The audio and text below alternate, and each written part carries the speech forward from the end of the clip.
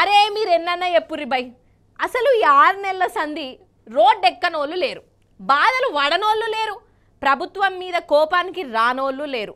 9.5 ఏండ్ల సంధి ఎన్నడూ లేని మార్పు ఈ 6 నెలలనే చూయించిర్రోళ్ళు. హగ చూడరు అదురి ఆ మార్పు ఎట్లున్నదో ఇక మీరే. ధర్నాలు, ర్యాలీలు, నిరసనలు, పోలీసుల లాఠీ చార్జీలు, అరెస్టులు, ఒక్కరోజే మన తెలంగాణలో కనబడ్డ సీన్లు. ఎన్నో ముచ్చట్లు చెప్పి అధికారంలోకి వచ్చినాక మాట తప్పిన సర్కార్ మీద జనం ఇగో గిట్ల తిరగబడ్డరుల్లా.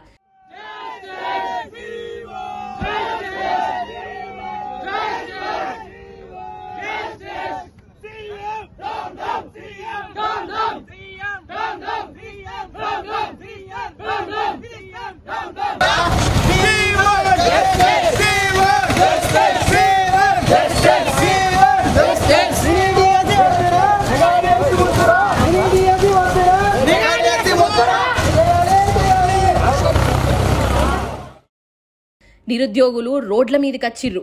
ఏడాదికి 2 లక్షల నౌకర్లని చెప్పి ఇప్పుడు ఒక్క ఉద్యోగం కూడా ఇయ్యకుండా చెయ్యి చూయించినందుకు నిరుద్యోగులు ర్యాలీలు తీసిర్రు, ఉద్యమ బాట పట్టిర్రు. ఈ నిరుద్యోగులకు బీఆర్ఎస్ హిమ్మతిచ్చింది, వాళ్లకు మద్దతుగా నిలబడ్డది.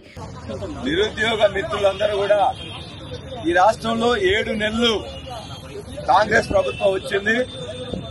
7 నెలల్లో వారు చెప్పింది ఒక్క నిర్ణయం కూడా తీసుకోలేదు. జాబ్ క్యాలెండర్ ఇస్తామని చెప్పేసి ఇంతవరకు దాని మీద ఎటువంటి చర్యలు తీసుకోలే.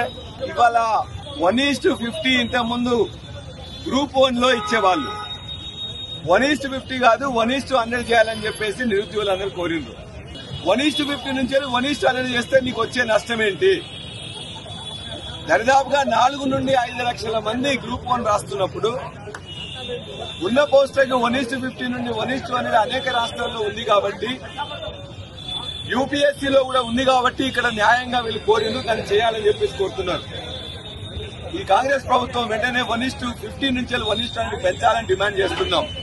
నిరుద్యోగుల దిక్కు ఉండవలసింది పోయి పోలీసులు అరెస్టులు చేసిర్రు, నౌకర్లేవి అని అడిగినందుకు లాఠీ చార్జీలు చేసిర్రు.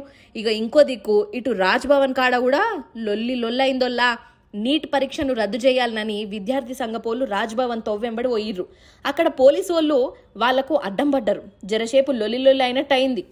చూసిన రానల్లా కొత్త ప్రభుత్వంలా నిరుద్యోగుల పరిస్థితి ఎట్లున్నదో, ఇచ్చిన మాట నిలబెట్టుకోమని చెప్పినందుకు రోడ్ల మీదకొచ్చి నిరసనలు చేసినందుకు ఈపులు వలగొట్టుడు గిదేం తరిక, ఇదేం మార్పు?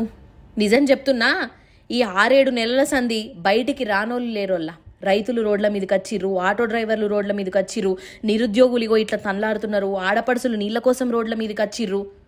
మొత్తానికి తెలంగాణనే రోడ్డు మీదకి తెచ్చిర్రోల్లా ఈ కాంగ్రెస్ వాళ్ళు అని గరమైతున్నారు జనాలు.